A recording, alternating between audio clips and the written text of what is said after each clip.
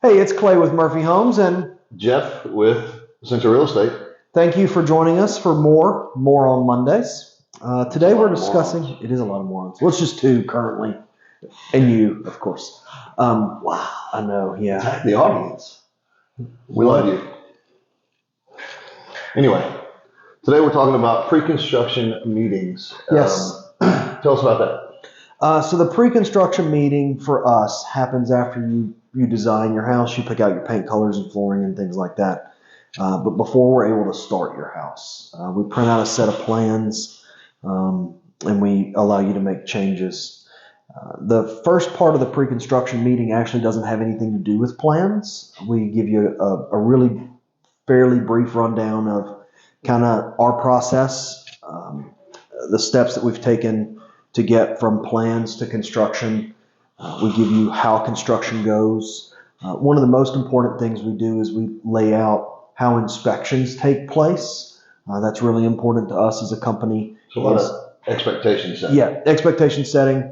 When we're going to schedule meetings, things of that nature. And then we get into what I call the meat and potatoes, which is actually looking at your plans. So we're going to look at the elevations, which is the front, the side, the back. Correct. We're going to look at electrical, framing, structural. Okay. We look at foundation.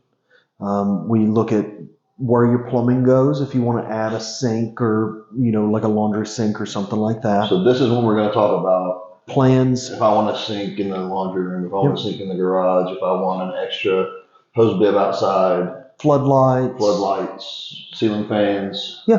Okay. All of that stuff. The majority of that is going to get taken care of in the design meeting. Okay. But we also understand that a lot of people sometimes have a hard time visualizing the space without the plans in front of them. So we kind of separate it down into two meetings. Okay. You may meet with our designer, Meg, and go, hey, look, I know I'm going to need an extra outlet beside the one of the master vanities because my wife has a hair dryer. Something like that. We don't. No hair dryers. No. Actually, both of mine have extras. So this is basically we're going through the nuts and bolts. Yep. This is our time to move the nuts and bolts around. Yep. Put them where you want them. Yeah. While it's free. Okay. A lot of the stuff that we do, if you come to me and say, hey, look, we have bought a china cabinet and we're going to put it in our dining room. Is there any way we can move the light switch to the other side of the wall? Yeah, no problem. Fancy. And it doesn't cost any money to make some of those changes because it's on paper. The electrician doesn't really care where he puts your light switch. We just want you to be happy. A lot of this is designed to take the stress out of building a house.